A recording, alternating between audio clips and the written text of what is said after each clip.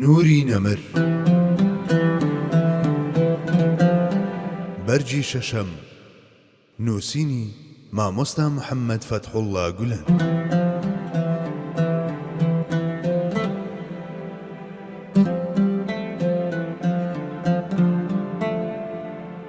بەشی یەکەم سنەت و ئەرچی سنەت. ئەلف سنەت چییە؟ سنەت لە ڕواگەی زمانەوانیەوە بە واتای ڕێگە و ڕێباز دێت. لە فەرمودەیەکی پیرۆزیشدا ئاماژە بەم واتایە کراوە و پێغەمبەری خوا صلی الله عليه وسلم فەرموویەتی: من سن في الإسلام سنة حسنة فله أجرها وأجر من عمل بها بعده من غير أن ينقص من أجورهم شيء ومن سن في الإسلام سنة سيئة كان عليه وزرها ووزر من عمل بها من بعده من غير أن ينقص من أوزارهم شيء. واتا هەرکەس لە ئاینی ئیسلامدا ڕێگەیەکی باش بکاتەوە کە خەڵکی پێیدا بڕۆن، ئەوە پاداشتی خۆی و پاداشتی هەموو ئەوانەی بە ئەوێدا دەڕۆن بێ ئەوەی لە پاداشتی هیچ کەسێکیان کەم بکات بۆ ئەو کەسە دەنووسرێت.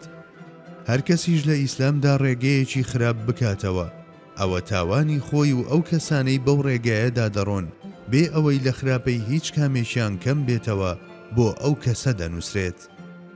زانایانی فەرمودە و زانایانی بواری ئوسوڵ، فیقه و فەقیهان بەگشتی ئەم پێناسانەیان بۆ چەمکی سنەت کردووە. بەلای زانایانی فەرمودەوە سنەت بریتیە لە تەواوی ئەو شتانەی لە پێغەمبەری خوداوە بۆ ئێمە گوازراوەتەوە، جا ئەو شتانە چ ببنە بنەمایەک بۆ ئەحکام و دەستوری ئیسلامی یاخود نەبن، ئەمانەش کردارە فەرز و سنەت و پەسەندکراوەکان و ئادابەکانی پێغەمبەری خودا صلی الله عليه وسلم دەگرنەوە. واتە لەم ڕوانگەیەوە سنەت بریتیە لە سەرگوزەشتەی ژیان و شێوازی ژیان و شەمائیلی پێغەمبەری خودا. تێڕوانینی زانایانی زانستی ئوسوڵی فقه بۆ سنەت کەمێک جیاوازە. بەلای ئەوانەوە سنەت بریتیە لە گفتار و کردار و تەقریرەکانی پێغەمبەری خوداوە صلی الله عليه وسلم.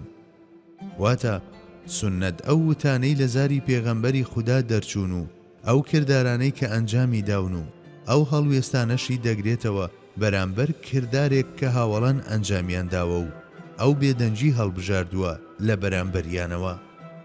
لە لای فەقیهانیش سنەت لە ڕوانگەی بنەمابوونیەوە بۆ یاسادانان تەشریع کە خۆی لە کردارە حەڵاڵ و حەرام و فەرزەکاندا دەبینێتەوە و لە بەرامبەر بیدعەتەوە دەوەستێتەوە هەڵدەسەنجێنرێت. لەم ڕوانگەیەوە سنەت بە هاواتەی فەرمودە دادەنرێت.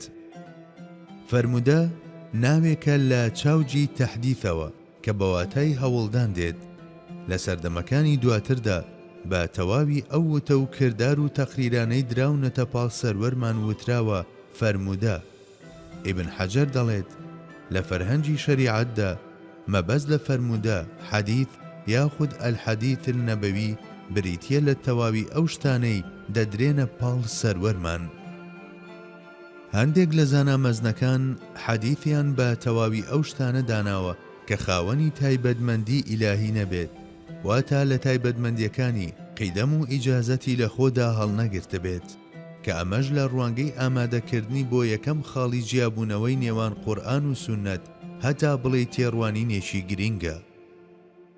فەرمودەیەکیش کە لە سونەنی ئیبن ماجەدا هاتووە پاڵپشتی ئەم تێڕوانینە دەکات.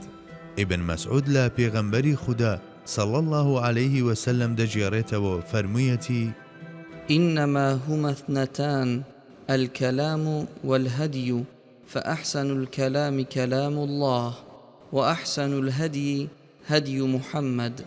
واتە دووشت هەیە، کەلام و ڕێگای ڕێنوێنی باشترین گفتار کەلامی خوایە، باشترین ڕێگای ڕێنوێنیش ڕێگای محەممەدە صلی الله عليه وسلم. بەڵێ سەروەرمان بەکارهێنانی چەمچی فەرمودەی بۆ وتەکانی خۆی پەسەند کردووە. بە وتنی ئەمە ئەو وەک وتەکانی خۆی لە وتانە جیا کردوێتەوە کە هی خۆی نین. لە ڕوانگەی چەمکی فەرمودەشەوە یاداوەری کردووە سەبارەت بە ئەو شوێنەی پێویستە ئەم وتەیەی تیادا بەکار بهێنرێت.